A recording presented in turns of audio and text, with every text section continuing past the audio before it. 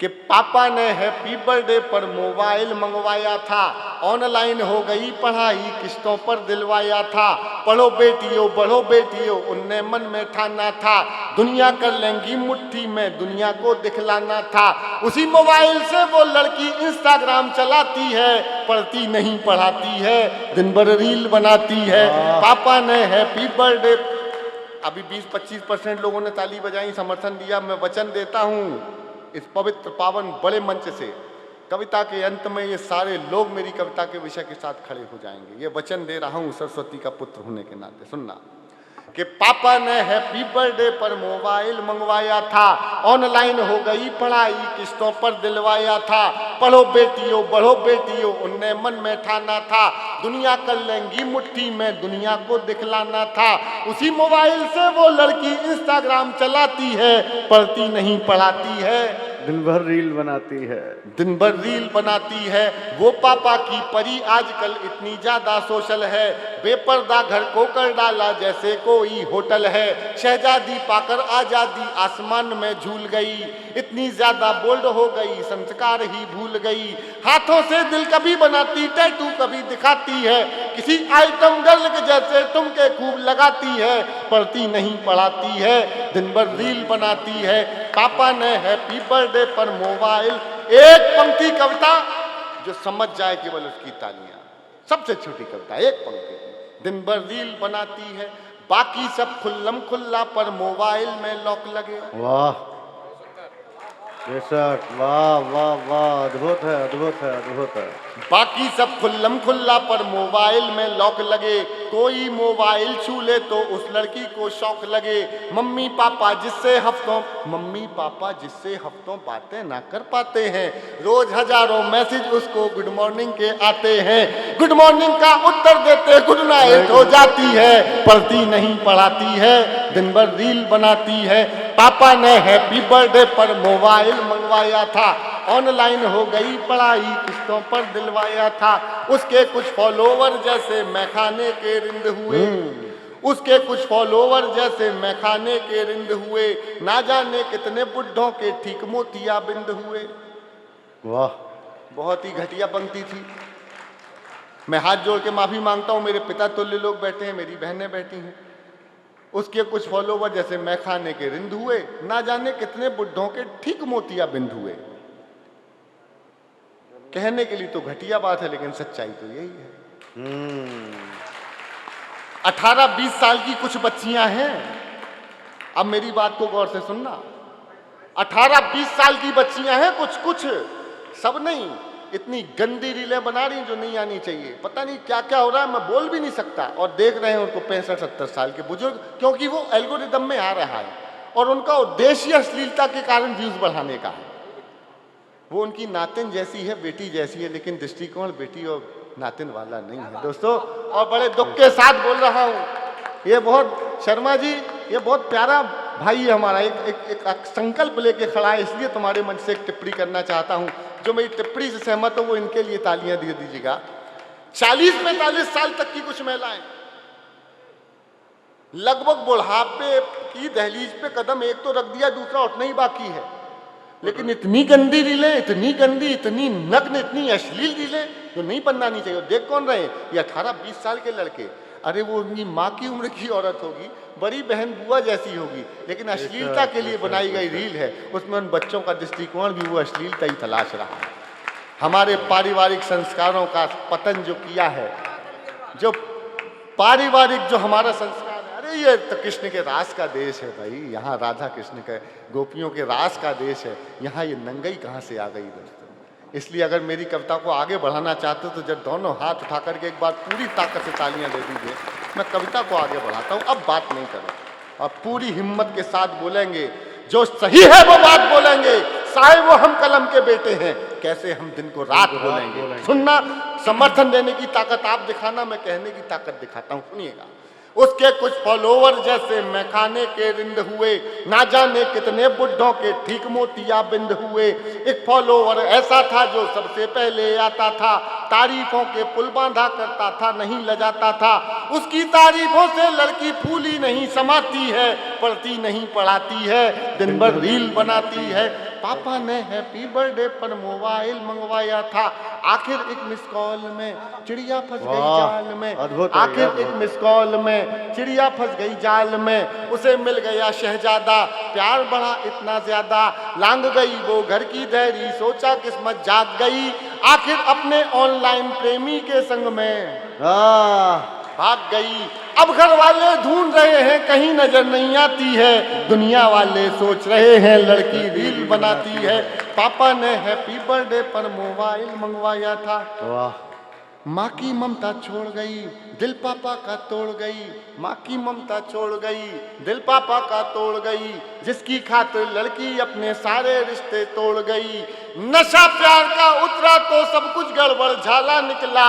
आहा, क्या बात। एक पंक्ति कहूंगा, एक ऐसी पंक्ति लिखने के कारण मेरे 10, 20, 25, 50 कवि सम्मेलन कुछ कम हुए हैं, कुछ और कम हो जाएंगे, कुछ लाख रुपयों का नुकसान होगा। लेकिन अगर एक बेटी का जीवन बचाया तो कवि होने का जन्म सफल होगा। ये पंक्ति सौंपता हूं इस मंच पर बैठे अमित शर्मा को और राम भदावर, ये ऊर्जा के तेजस्वी स्वर हैं। इन बच्चों से हिम्मत पाते हुए मैं पंक्ति लिखने की कोशिश क्या बात है, अद्भुत है, अद्भुत। मैं कहने की हिम्मत करता हूं, अगर झूठ लगे कि गलत बोल रहा है, आपको बिल्कुल अधिकार है हाथ नीचे रखना और कहना है खामोश बदतमीज आदमी, झूठ बोल रहे हो, गलत बोल रहे हो, कविता बंद कर दो। लेकिन अगर सच बोलूं, कृष्ण जन धर्म के साथ द्रौपदी का चीर बढ़ाने वाले कान्हा की नगरी में खड़े होकर अगर सच बोल दूं तो एक भी हाथ नीचे मत रखना। मैं देखना चाहता हूं आज मेरी और आपकी हिम्मत की टक्कर हो रही है। सुनिएगा। पापा ने हैप्पी बर्थडे पर मोबाइल मंगवाया था, माँ की ममता छोड़ गई, दिल पापा का तोड़ गई। माँ की ममता छोड़ गई, दिल पापा का तोड़ गई, जिसकी खातिर लड़की अपने सारे रिश्ते तोड़ गई। नशा प्यार का उतरा तो सब कुछ गड़बड़ झाला निकला, आखिर में वो शहजादा कोई पंचर वाला निकला।